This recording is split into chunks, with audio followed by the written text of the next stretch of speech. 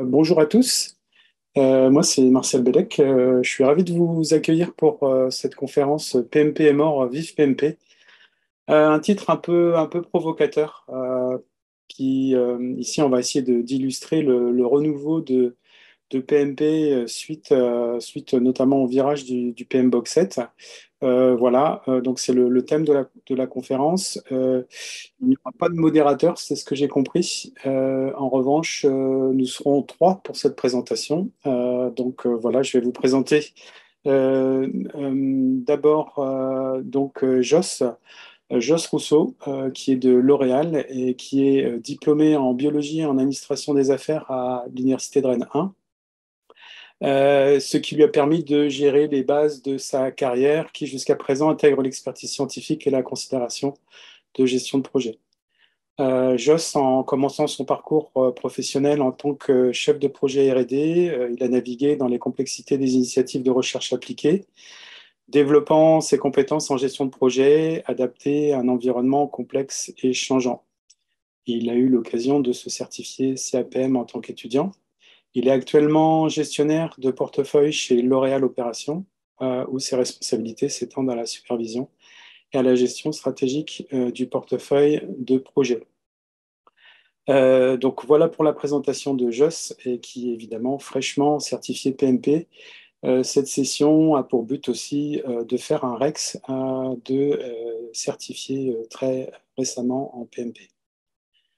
On aurait dû avoir Mehdi Bouayad qui doit se connecter aussi, puisque Mehdi est directeur SI de Lafarge Holcim Maroc, donc il doit se connecter du Maroc. Et il a 22 ans d'expérience dans la gestion des SI, gouvernance, infrastructure, développement, intégration, architecture d'entreprise et cybersécurité, où il est également certifié. Il a de multiples expériences en multinationales et son dada, c'est le déploiement, la définition et le déploiement des divers plans de transformation SI d'envergure. Voilà, peut-être que Joss, tu souhaites rajouter quelque chose? Tu as tout dit. Tu as tout dit. Ok. Donc, on va commencer la présentation. J'espère que Mehdi vient de m'envoyer un petit WhatsApp. Il essaye de se connecter au moment où je le vois. Joss, si tu peux lui envoyer le lien, il n'a pas le lien Zoom là, apparemment, il est sur Ouais. Session. Ouais, d'accord? S'il te plaît. Donc, je vais lancer la présentation. Alors, d'abord, merci aux sponsors. Voilà, tout simplement. Et puis, sur le. Oups. Alors, ce que vous allez apprendre pendant cette conférence, hein, donc au titre assez accrocheur, c'est un parti pris, hein, mais il y aura pas mal de partis pris d'ailleurs dans cette conférence. Et puis, on est là vraiment pour débattre. On est ravis de vous accueillir. C'est vraiment l'occasion de faire le point sur le PMP, qui était avant orienté euh, process et hard skill. Et puis, il y a eu quand même un virage sur l'agilité en 2021 avec une petite couleur hybride qu'on va aussi détailler. Nous allons voir en quoi aujourd'hui PMP est une certification appréciée par son approche unique qui englobe à la fois les méthodes prédictives, agiles et hybrides du point de vue méthodologique, mais aussi et surtout en intégrant maintenant pour quasiment la moitié ce qu'on appelle les soft skills, donc les compétences comportementales du chef de projet moderne. Et oui, on peut être rigoureux, gérer les plannings. Si on s'embrouille avec tout le monde, évidemment, ça ne va pas le faire. Euh, on a beaucoup échangé donc avec Joss et Mehdi sur l'expérience PMP qu'ils ont eue avec MBCS, donc l'organisme de formation que je dirige. Et puis on s'est dit, bah, tiens, c'est peut-être quand même l'occasion de parler de tout ça. Donc je vais présenter voilà, le PMP aujourd'hui, en quoi ça consiste, l'apport que ça peut avoir et surtout le témoignage de Mehdi et Joss avec deux perspectives qui nous ont semblé complémentaires. Enfin, en tout cas, vous nous direz. Euh, Surtout, alors, restez jusqu'à la fin parce qu'on est sponsor Gold MBCS et donc Bon, à la fin, on a une tombola. Voilà, donc c'est un petit peu ringard, mais vous aurez l'occasion de gagner de nombreux lots. Donc restez jusqu'à la fin. Voilà, alors c'est parti. Si on prend donc la première partie, c'est quoi PMP? Cette partie est un peu tutoriel hein, pour essayer d'aligner aussi vous tous qui pouvez être à la fois débutants ou déjà certifiés. Euh, L'évolution de PMP, elle est représentée ici. C'est vraiment le Harry Potter des PMP. Hein. Voilà, c'est historiquement adossé. Historiquement adossé à PMBOK Guide, PMP, c'est le manuel des chefs de projet avec toutes les meilleures pratiques et recettes. Il a été édité à plus de 6 millions d'exemplaires. Il a été traduit aussi en 15 langues. Donc, il est lancé en 96 avec la volonté de PMI d'y faire refléter les meilleures pratiques mises en œuvre pour les chefs de projet à travers le monde, quel que soit leur secteur, tertiaire bien sûr, avec l'informatique, mais également secondaire avec les industries manufacturières et de transformation, et aussi l'industrie primaire avec des grands projets miniers, d'infrastructures par exemple. Et donc, jusqu'à l'édition 6, en 2017, le PMBOK Guide est resté très orienté process. Hein. Je pense que Jean-Luc Favreau l'a encore évoqué à 9 heures tout à l'heure. Et alors qu'en parallèle, l'agile envahissait non seulement le domaine informatique, mais également toute l'industrie. Et de mon point de vue, quand le PMBOK 6 est sorti en 2017, c'était une grosse déception. Et je pense que la communauté des chefs de projet l'a pas très bien reçu parce on avait déjà tous plus ou moins basculé dans l'agilité. Et donc, suite à cette déception, en fait, PMI a sorti l'Agile Practice Guide, qui est le premier moment fort de PMI. C'est une excellente lecture. Moi, je le dis toujours à mes stagiaires, c'est 100 pages. Lisez-le. Il y a vraiment tout dedans. Alors, d'un point de vue méthodologique, hein, pas forcément soft skill, mais notamment, on y voit la matrice de Stacy, on y voit déjà aussi l'hybridation, comment choisir, dans quel contexte particulier démarrer en agile ou pas. Donc, énormément de concepts qui ont fait vraiment du bien à la communauté, me semble-t-il. Et puis, cette version a été intermédiaire. D'ailleurs, elle est tellement intermédiaire qu'on ne la trouve plus sur le site de PMI. Hein, pour ceux qui sont membres, il faut aller dans pmistandardplus.org pour en trouver la version digitale. Vous ne trouverez que la version 7 du PMBOK qui a été publiée en 2021, qui est toute petite et qui donc a résolument oublié l'approche process pour aller selon donc 10 domaines et 12 principes, un peu comme un manifeste agile développé pour la gestion de projet. Alors, on attend tous de participer activement, puisqu'en tant que membre, évidemment, on peut le faire à une édition 8. Voilà, c'est une version intermédiaire, la version 7, structurée, donc sans doute un peu plus lourde, qui embrassera à la fois les fondamentaux traditionnels et la méthode agile qui est désormais assimilée, je crois, par les chefs de projet. Enfin, c'est l'objet de cette conférence pour se tourner résolument vers l'apport de technologies comme l'intelligence artificielle. Je pense que vous avez vu passer notre président français, Pierre Lemann, annoncer un standard en Gen AI pour l'été, donc un nouveau standard de project management pour voir vraiment ce que l'intelligence artificielle générative peut nous apporter à nous, les chefs de projet. Donc tout un monde fascinant et donc on est encore dans cette évolution. Donc l'histoire n'est pas finie. Peut-être quand même un flashback sur le PMP avant, hein, puisque voilà, PMP est mort. Voilà, process, c'est quand tu nous tiens. Tous ceux qui ont PMP ou CAPM, en tout cas les certifications PMI, reconnaissent évidemment cet emblématique poster de Mister Ricardo Vargas, où on y retrouve les 5 process groups. Et oui, c'est effectivement un standard de processus dont on va avoir les 49 processus, très hard skill, et donc assez indigeste pour le non-initié. Donc voilà, c'est peut-être aussi ce qui en parallèle a fait le succès de Scrum. Hein. J'ai encore enseigné Scrum hier. c'est vrai que c'est d'une simplicité. Scrum, c'est super attractif, super attrayant. Et quand on voit le PMBOK à côté, ça fait un peu peur, quoi. Donc voilà, s'il y a aussi les nouvelles générations, etc., je ne vais pas m'étendre là-dessus, mais voilà, tout ça a dû être aussi challengé par la communauté. Et puis en fait, dans tous ces processus-là, qui selon moi sont encore très, très vivaces, très vivants, bah oui, c'est pas parce qu'on fait un stand-up en agile que on n'a pas à gérer le budget, les ressources, animer un comité de pilotage, une gouvernance, etc. Donc le chef de projet il est un petit peu tiraillé là-dessus. Il est d'autant plus tiraillé que effectivement, il y a eu en même temps, en parallèle de cette évolution, le Big Bang de l'agile.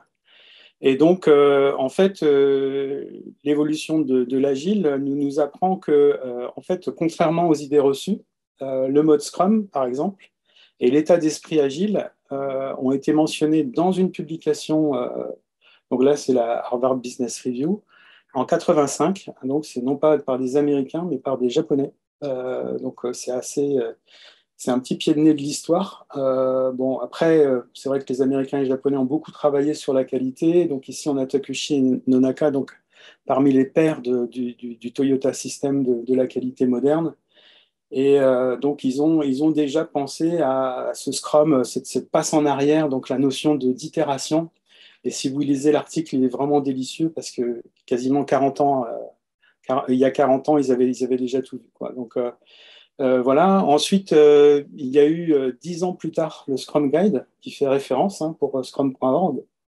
Et en 2001, Manifeste Agile, donc avec les 17 gourous. Voilà. L'Agile continue de se développer. Donc, je mets ici quelques niveaux de certification. Donc, à ma connaissance, c'est difficile d'avoir d'ailleurs ces informations. PMP revendique aujourd'hui 1 400 000 certificats. Alors que Scrum.org 1 million et Safe revendique 1 million de formés. Donc on ne sait pas non plus combien, si vous avez la formation, on ne sait pas non plus combien il y a de formés Safe. Mais en tout cas, on voit qu'il y a eu un éclatement PMI canal historique qui a été rattrapé par Scrum et Safe. Et tout ça contribue quand même à ce que notre métier de chef de projet se diffuse. Alors avec des destins divers, hein, on va y venir. Et puis c'est aussi l'objet des Rex de nos intervenants. Mais en fait, il y a eu un vrai stress pour les chefs de projet. Et là, je suis un petit peu provocatif, hein, voilà. C'est vraiment un parti pris. J'ai entendu assez souvent ceux qui pensaient avoir l'agilité comme une baguette magique dire ah, bah, de toute façon, les chefs de projet, c'est mort, on n'a plus besoin d'eux, etc. C'est extrêmement compliqué pour la profession parce qu'elle voit arriver dans ses équipes les Scrum Masters, les Product Owners. Comme ils ont une posture de patron, bah, ils essayent d'écrire des stories, ils ne savent pas. Enfin voilà, ils sont un peu challengés par les équipes. Enfin, c'est assez compliqué. Et d'autant qu'on voit qu'il y a de plus en plus de hiérarchies plus ou moins exécutives qui vont ordonner des transformations agiles pour soi-disant aller plus vite. Moi, je ne suis pas du tout d'accord avec ça. On ne va pas plus vite en agile. C'est pas vrai. Un TGV n'est pas agile. En revanche, on a une capacité à poursuivre et à s'adapter au changement qui est extraordinaire. Voilà. Le prédictif, on a une cible, on la planifie. En agile, il y a une cible mouvante et on a une capacité à la traquer, en fait. C'est ça l'agilité.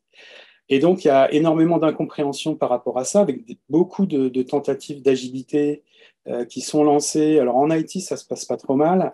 Dans l'industrie, il y a quand même beaucoup de casse. Et certaines organisations aussi vont se lancer dans l'agilité à l'échelle, SAFe notamment, alors qu'ils n'ont pas les fondamentaux du servant leadership, de ce que c'est que la gestion de projet agile, et encore moins des fondamentaux Scrum avec des communautés de product owners ou Scrum Masters qui tiennent un peu la route, quoi. Voilà. Et donc tout ça, bah, en fait, ça bouscule encore plus le chef de projet. Et en fait, ici, moi, je vais vous prétendre devant vous tous que en fait, le PMP aujourd'hui, eh bien, c'est pas la réponse, hein, c'est pas de baguette magique hein, dans notre monde, hein, c'est toujours très compliqué. mais c'est une des réponses qui va permettre aux chefs de projet à la fois de continuer à gérer ces projets, je dirais comme d'habitude, c'est-à-dire rendre compte de la performance du projet. Voilà, ce qu'on appelle mettre le projet sous under control. Hein. Control en américain, c'est des déviations. Hein. C'est qu'est-ce qu'on avait prévu. Voilà, même si on a une vision, est-ce qu'on va réussir à réaliser cette vision? Et puis aussi garantir que son budget et ses délais soient respectés, ce qui est quand même un souci de plus en plus actuel et évidemment historique aussi. Il est vraiment tiraillé. Alors, enfin, surtout, nous, on le voit en discutant avec les chefs de projet qu'on a en formation. Qu'est-ce que je suis, product owner ou scrum master? Voilà, donc ils se positionnent. Bah, moi, je suis plutôt scrum master parce que j'aime bien être avec l'équipe et tout. Et puis, en fait, on lui dit, bah non, tu es aussi la voix du client. Donc, c'est assez compliqué, en fait, pour le product owner et le scrum master. Et voilà. Et la bonne nouvelle, c'est que nous pensons que effectivement la certification PMP version 2021, donc celle qui est sortie après le PM Box 7, est un élément de réponse essentiel à cette évolution. Alors, une fois que ce constat-là est fait, qu'on est sur cette tension, on va dire, PMP aujourd'hui, c'est quoi? Eh bien, PMP aujourd'hui, c'est déjà le PM Box 7 et puis le CO 2021. Alors, désolé pour les acronymes, pour ceux qui débutent sur la matière. ECO, c'est l'aspect de l'examen, en fait. Hein. Examination Content Online, je vais y venir dans quelques instants. Alors, ce qu'on pense ici chez MBCS, et je pense que ce sera partagé aussi par les deux REX qu'on va avoir, c'est en fait, il me semble qu'il ne faut pas confondre le rôle agile, Scrum Master et Product Owner, avec le métier de chef de projet. Si vous faites aussi un peu de safe, on va avoir le RTE, donc les Release Train Engineer, on va avoir le Product Manager, on va avoir le système architecte. Et en fait, ce sont des compétences spécifiques qui permettent d'augmenter la capacité à diriger les projets des uns et des autres, enfin des acteurs hein, du projet. Et donc, en fait, nous, ce qu'on pense ici, donc avec cette petite infographique, c'est que le product owner, en fait, c'est un expert métier. Son métier, c'est pas product owner. Il est architecte, il connaît très bien le client, il connaît très bien les produits, il a un petit peu de bouteille, et donc il a aussi du pif, il a aussi du flair, il sait dégager une vision, il sait challenger aussi les utilisateurs quelquefois qui se contredisent, etc. Et donc c'est la boussole, hein, c'est l'étoile du Nord de la direction dans laquelle on va, et il est dans le quoi, il n'est pas dans le comment. Alors que le Scrum Master, lui, il va être dans le comment, il va être le gardien du temple, il va booster la performance de l'équipe. Et en fait, quand on regarde bien ça, les yeux dans les yeux, selon Scrum.org, hein, qui est de notre point de vue la référence, en fait, le Product Owner ni le Scrum Master ne s'occupent de la gestion des ressources, enfin, dans les niveaux les plus bas, hein, d'accord, dans les niveaux plus hauts. Donc, c'est pas par là qu'on commence. On ne parle pas de budget, on ne parle pas de stakeholder, on ne parle pas de convergence ou de comité de pilotage qui sont quand même encore très présents. Alors peut-être plus en informatique, mais dans toutes les industries, notamment secondaires, industries manufacturières. On était encore avec des clients dans la construction. Ils voient bien qu'il y a de l'agilité en phase amont des projets, mais une fois qu'on commence à couler le béton, bah, vous n'allez pas faire des itérations. Hein. C'est parti en effet tunnel et il n'y a pas trop de choix. Et donc, en fait, ce qu'on voit, c'est que ben, le métier de chef de projet, lui, eh bien, il va devoir s'augmenter de ces deux rôles parce que généralement, le chef de projet sera l'un ou l'autre de ces deux rôles. Donc, c'est des rôles, c'est des compétences. Et comme on parle anglais, ben, on doit être un bon Scrum Master ou un bon Product Owner. Et j'ajouterais que on a vu pas mal, notamment si vous regardez les stats de l'APEC, on a eu avec le hype de l'agile les 2 ou 3 dernières années Scrum Master en poste, donc bah, des jobs, hein, voilà, job Scrum Master. Et là maintenant on dit chef de projet agile ou leader projet agile. Donc ça veut dire qu'il y a quand même aussi cette couleur de gestion de projet qui est derrière. Et tout ça doit être pacifié, doit se mettre en ordre. Hein. C'est sûr que les uns et les autres aussi se cherchent par rapport à ça. Donc voilà ce que j'avais à dire. Alors, je vois qu'il y a déjà quelques questions et réponses dans le... Je fais juste une petite pause pour voir s'il y a des questions et des réponses. Je pense que tu les vois aussi, Joss. On les prendra à la fin, peut-être on essaiera de faciliter. Hein, donc restez bien à la fin, hein, d'accord? Euh, côté examen. Bon, voilà, donc vous vous demandez, c'est quoi cet examen-là? Bah, c'est très simple. Vous allez sur le site de pmi.org, vous cherchez l'Examination Content Online de janvier 2021 et vous y verrez eh bien, le contenu de l'examen. Je tiens à dire que ça sort pas du chapeau en fait ce truc-là. C'est que en fait PMI fait une enquête auprès de plusieurs centaines d'entreprises à travers le monde. Hein. Vous savez que PMI a 220 chapitres, donc est présent absolument partout.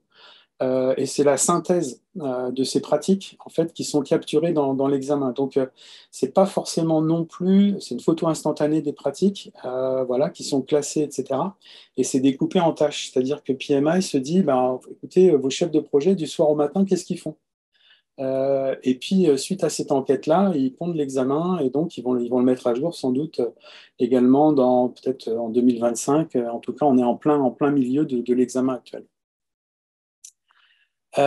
Et quand on ouvre ce document, effectivement, eh bien, on voit bien la rupture historique. Le domaine process, il est toujours pour moitié, et donc on va voir le prédictif, mais on va voir aussi l'agile et aussi beaucoup d'hybrides. Voilà, il n'en reste pas moins qu'il faut faire de la gestion de risque. Voilà, on n'y échappe pas. Du schedule, du budget. Voilà, donc ça, c'est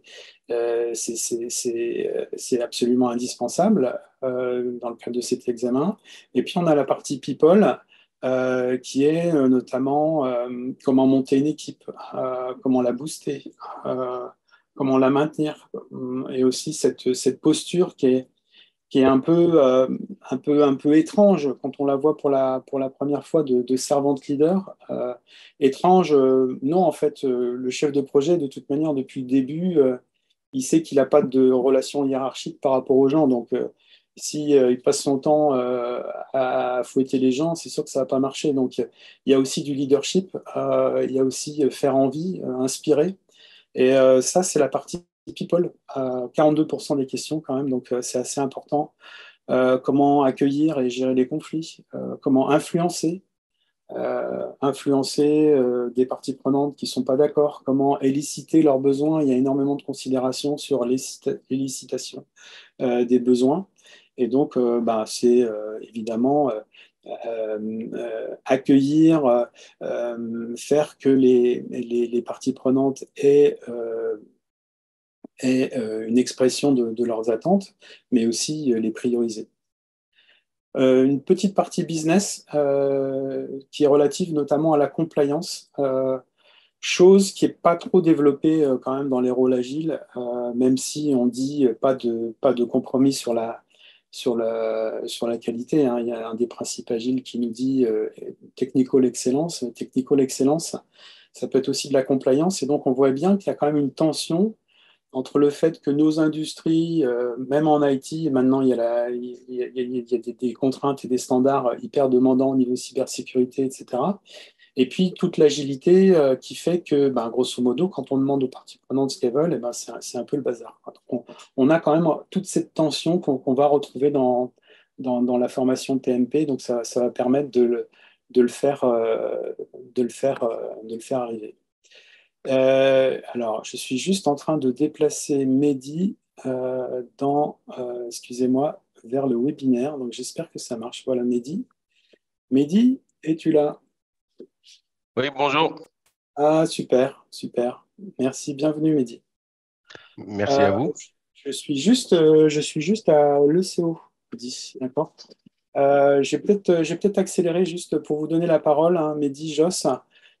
Ici, ce slide, il explique en fait comment la formation, elle mélange. Alors, c'est pas un mélange, c'est une comparaison en fait. C'est-à-dire qu'on va éveiller quand même le chef de projet à avoir du recul par rapport à choisir tel ou tel artefact qui soit traditionnel ou qui soit agile. Donc, c'est ultra important de l'avoir comme ça, cette certification. Par exemple, si je prends la quatrième ligne, on a le bon vieux EVM là, que sans doute beaucoup connaissent, c'est-à-dire pour savoir, question quand même un petit peu essentielle, est-ce que le projet est en avance ou en retard, est-ce qu'il est en surchauffe ou en sous-chauffe budgétaire? Quand même deux petites questions essentielles. Et puis d'un autre côté, on a Scrum aussi qui, lui, va nous apporter des réponses complémentaires, notamment avec la vélocité. Donc, plus sur comment rendre les choses prédictibles, surtout quand on est dans beaucoup d'incertitudes. Et donc, en fait, l'hybride, eh ben, c'est de ménager ces deux points de vue, de jamais les opposer, en fait. C'est ultra important d'avoir une approche un peu ubique des problématiques et donc de savoir, étant donné les circonstances, on a une petite vidéo qui s'appelle The Smell the Place, c'est-à-dire en fonction de l'atmosphère, en fonction aussi des cultures, des clients, eh bien finalement on va avoir une palette d'outils beaucoup plus étendue pour le PMP. Donc on voit que une fois certifié, en fait, le PMP, ben, il va avoir beaucoup plus d'atouts. Alors, ce n'est pas des process, mais en tout cas des réponses à des situations qui, effectivement, en étant que process-driven jusqu'à présent, l'amenaient un petit peu aux limites. Alors, juste rapidement, le PMBOK, je pense que 7, vous le verrez, je vais passer rapidement. Si vous voulez, alors pour le PMBOK 7, vous avez deux solutions. Soit vous téléchargez le bouquin sur le pmi.org pour les membres, soit vous allez voir les vidéos de Ricardo Vargas par rapport à ça, qui en 10 minutes va vous expliquer le truc. C'est très bien fait, donc je vous le recommande. Voilà, pour ceux qui veulent creuser. Juste, je laisse la parole, c'est le temps des témoignages de nos deux certifiés, donc Mehdi et Joss. Mehdi, je te passe la parole. Oui, bonjour. Honoré de faire partie de cette présentation. Je te remercie pour l'invitation, Martial. Je tenais un peu à témoigner pour témoigner de mon expérience et du pourquoi, du comment. Je vais commencer par me présenter, parce que je n'étais pas là au début. Je suis directeur des systèmes d'information chez Lafarge Holcim Maroc, qui est un leader national des matériaux de construction. J'ai 22 ans d'expérience dans plusieurs secteurs d'activité. J'ai travaillé en multinationale, en ESN, en SS2I, j'ai travaillé en centre d'appel, en boîte spécialisée de BPO et dans l'industrie. Euh, j'ai une panel large de compétences allant de l'infrastructure à la cybersécurité en passant par le développement et le génie logiciel. Et je suis moi-même certifié CISSP en cybersécurité et récemment PMP. Et beaucoup de gens se posent la question pourquoi quelqu'un au bout de 22 ans va faire du PMP. Donc je voulais remettre les choses dans leur contexte. Le PMP, je l'ai croisé il y a quelques années, ça ne me parlait pas trop. Et puis j'ai remis mon nez dedans il y a un moment et le changement de paradigme qu'apporte la nouvelle version m'a pas mal plu avec son apport d'agilité et d'hybride. Notre écosystème aujourd'hui, dans la boîte où je travaille, très complexe. Nous avons plusieurs activités, nous avons pas mal de sites, nous avons des contraintes liées à la nature du business qui est un écosystème industriel.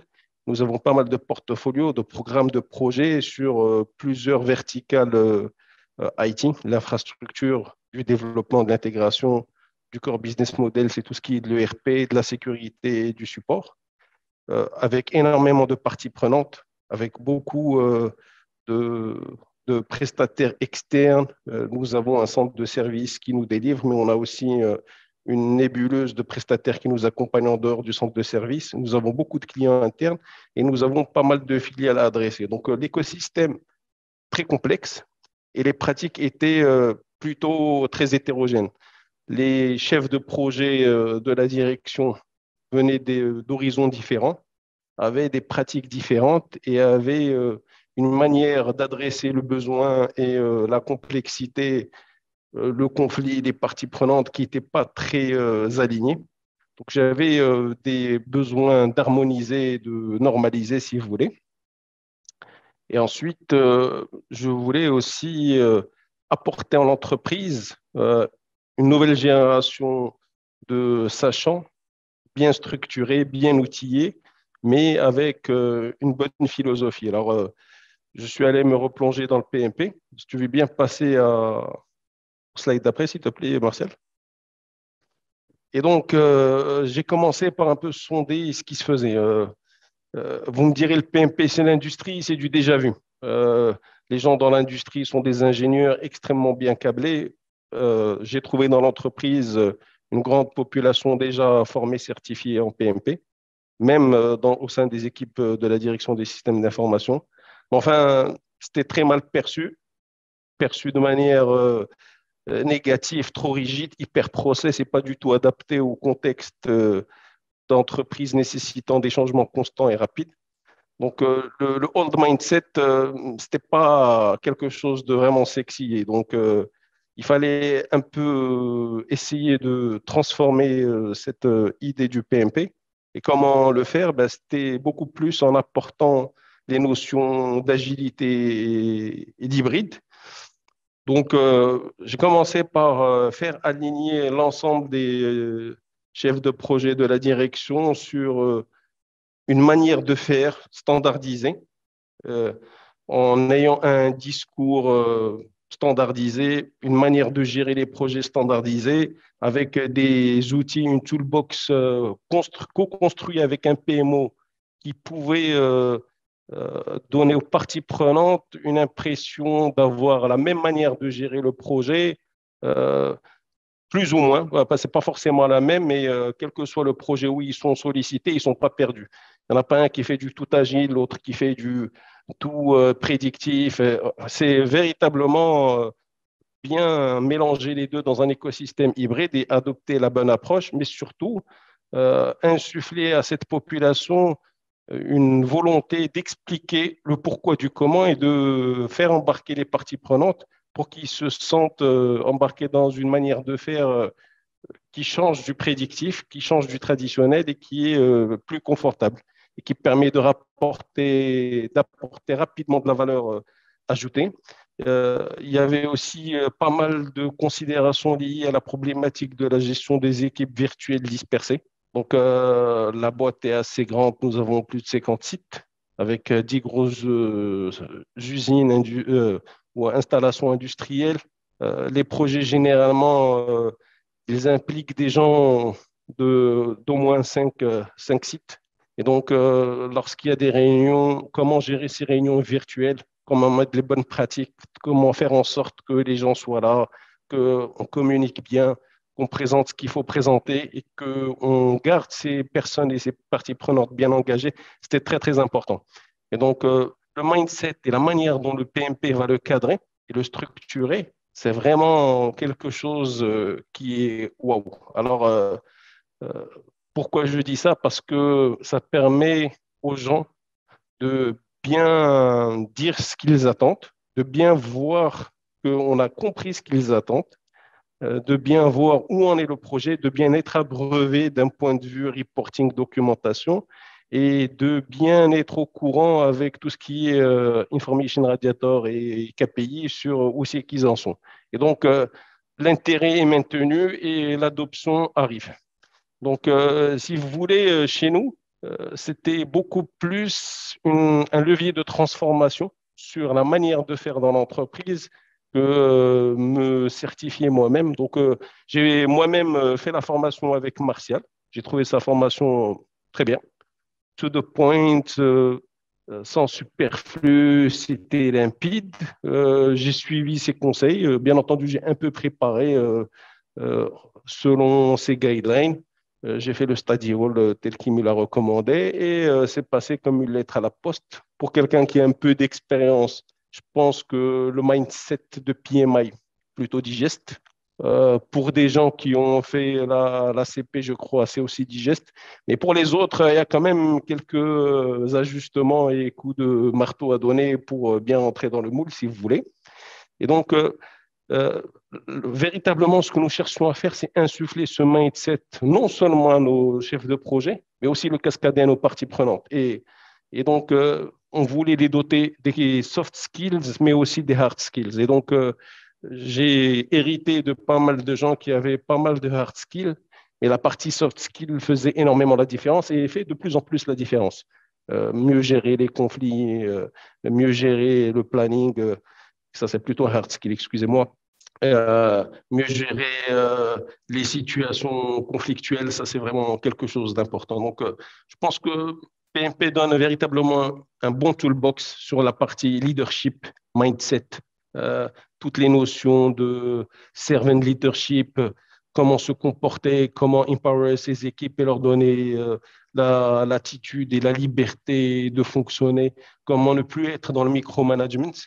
Et ça, ça ne déteint pas juste sur les équipes internes des systèmes d'information, mais en organisation matricielle, ça déteint sur tout le monde. Et moi, je peux vous dire qu'aujourd'hui, d'autres personnes, d'autres directions viennent nous solliciter pour qu'on les embarque dans un nouveau cycle pour les mois à venir, si vous voulez. Donc, véritablement, je ne l'ai pas fait pour ma carrière, quoique ça m'a véritablement enrichi et ouvert les yeux sur beaucoup de choses que je pense mieux faire et moins faire par instinct et réflexe, et plus faire en comprenant le pourquoi. Et c'est véritablement quelque chose qui aide l'entreprise. Donc, Merci Mehdi. Merci. je vous en prie. Merci Mehdi. On reconnaît ta passion pour le métier. Merci beaucoup. Super. Je t'interromps juste là, conscient du temps, pour passer la parole à Joss. Si tu veux bien, Joss, je t'ai déjà présenté tout à l'heure. Donc, je te Yes. propose de passer directement au slide L'Oréal. Tu es chez L'Oréal. Vas-y, à toi, Joss. Merci Yes. beaucoup, Mehdi. Rapidement, du coup, pour vous donner un peu de contexte sur qui je suis, où je travaille, etc. Donc, on a une grosse transformation en cours, tant poussée par des facteurs internes que externes, et qui se traduit normalement et logiquement par la livraison d'un nombre croissant de projets et une attention plus intense sur tout ce qui est lié au pilotage de projet et à la qualité d'exécution.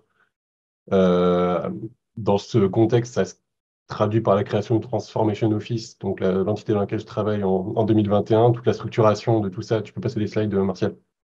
Toute la structuration de la transformation à L'Oréal a été accompagnée par Antonio Nito Rodriguez, l'ancien chairman de PMI en 2017.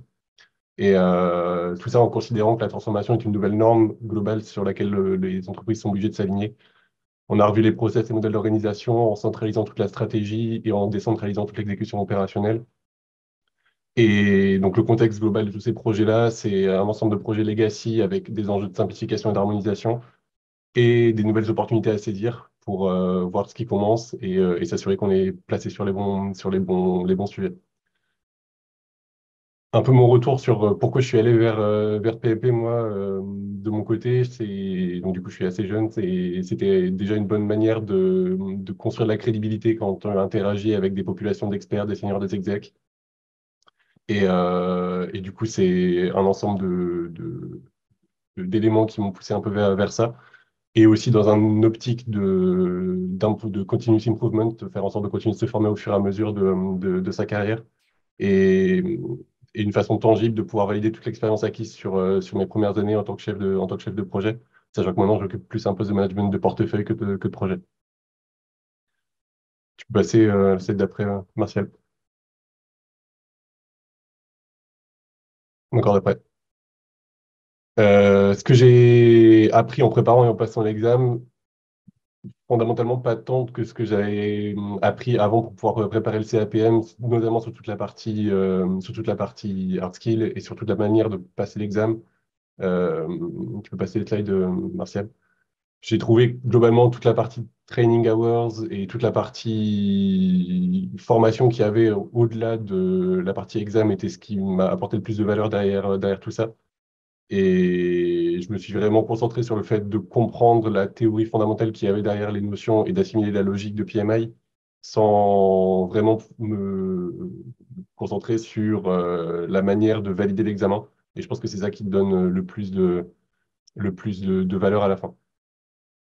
Euh, Comment j'ai trouvé que l'examen se passait? Moi, j'ai trouvé beaucoup plus focusé sur l'agile que ce que j'anticipais et beaucoup moins autour des hard skills que ce que j'anticipais, avec ouais, un bon 40% des questions qui étaient vraiment sur la manière, sur la façon d'être en termes de facilitateur agile, etc. Et donc, j'ai trouvé que ça avait une énorme différence par rapport à ce que j'avais passé quelques années plus tôt. et en un sens plus simple aussi, parce que beaucoup plus autour de la manière d'être que de la technicité dans laquelle on peut reprocher PMA et du process. Et donc, du coup, je pense que c'est sûrement aussi parce que j'ai préparé l'examen sur le PMBOK 6, qui était du coup forcément beaucoup plus agile que le 7, beaucoup plus procédurier que le 7. Et donc, au final, ça s'est quand même assez facilement passé, je trouve. Et parce que la préparation était globalement bonne et les training hours ont bien aidé. Et ce que ça m'a apporté globalement dans mon activité, mon travail au jour le jour, je peux passer à celle d'après, Martial. Déjà, ça ouvre un peu toutes les opportunités en termes de management de programme pour pouvoir se positionner sur des sujets de ce type-là et d'avoir un background solide sur la gestion de projet pour avancer là-dessus.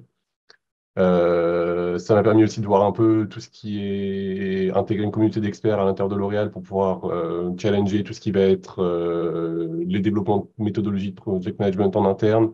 Donc faire tout le tailoring qu'il doit y avoir autour de toutes ces méthodologies qu'on connaît, qu'elles soient agiles ou qu'elles soient en waterfall traditionnel sur apporter les bons outils pour le contexte l'oréalien qu'on a autour de nous. Participer à tout l'upskilling global des collègues pour lesquels c'est pas l'expertise, donc mindset, acculturation sur le mindset projet, coaching d'équipe projet, c'est un peu tout ce genre de choses que je peux être amené à faire maintenant. Et enfin, tout ce qui est aussi par rapport à l'activité que j'ai sur mon portefeuille, la légitimité pour pouvoir challenger mes project managers sur leur périmètre, sur les aires, les areas, les topics qui sont liés à toute la gestion de projet derrière. Je pense que voilà, c'est un petit peu un overview de pourquoi j'y suis allé et ce que ça peut m'apporter maintenant.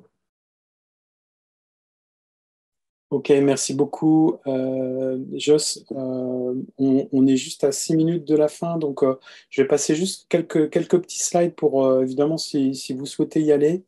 Comment passer PMP? Donc, nous, ce qu'on dit, c'est que finalement, il y a ces 4 bouquins-là à regarder.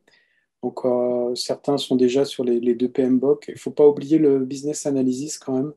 Et puis, l'excellente Agile Practice Guide, tel que je l'ai dit. Et au niveau temporalité, on a beaucoup de questions là-dessus. C'est évidemment, vous faites vos 35 heures de formation, vous avez un dossier, 3 ans d'expérience au cours des 8 dernières années, hein, pour tous ceux qui sont diplômés supérieurs. Vous avez une fenêtre d'1 an pour passer l'examen à partir du moment où votre dossier est accepté. Et nous, on vous active le PMI Study Hall qui est vraiment excellent, hein. C'est un buddy, c'est un copain sur mobile, etc. Et donc, tous ceux qui font exactement ce qu'on leur dit, ils ont l'examen, en fait. Voilà, donc, il y a besoin que de ça, en fait. Pas besoin de plus. Voilà, on arrive juste à la fin, juste le temps de prendre les questions.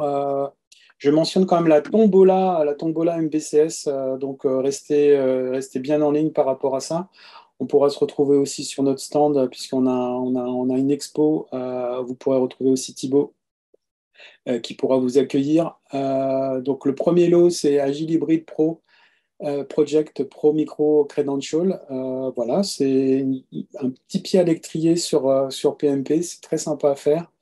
Évidemment, on offre aussi un bon sur le Study Hall et puis on se lance dans les GPT. Donc, on va sans doute aussi lancer des formations là-dessus, milieu, fin d'année, notamment pour l'intelligence artificielle générative et voir à quoi ça peut répondre dans le cadre de la gestion de projet. Voilà, donc vous allez tout simplement sur mbcs.fr, vous faites contact tout en haut et puis vous avez un formulaire auquel vous pouvez vous inscrire. Au tirage au sort, évidemment, on communiquera les heureux gagnants d'ici la fin de la conférence. Voilà, à vos feedbacks.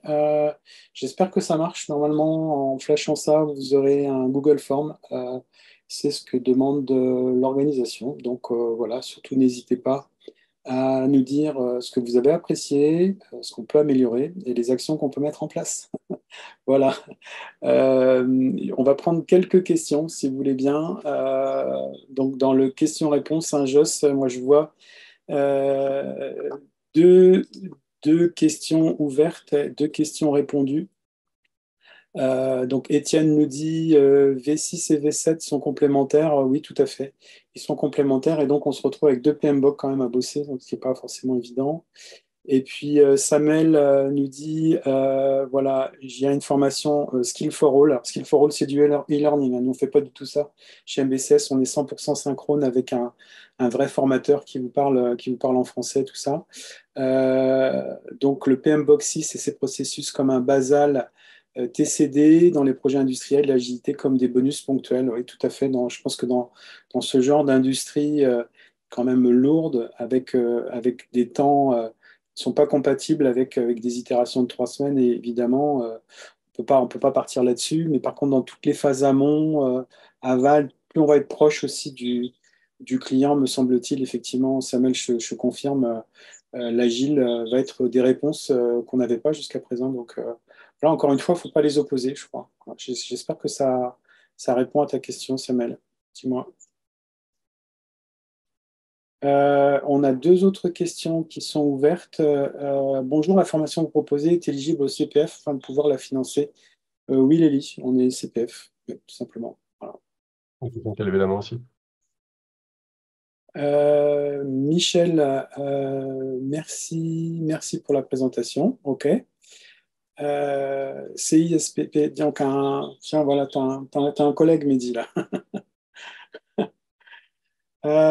Eh bien, écoutez, merci à tous. Je crois qu'au pic, on était 75. Donc, merci à tous.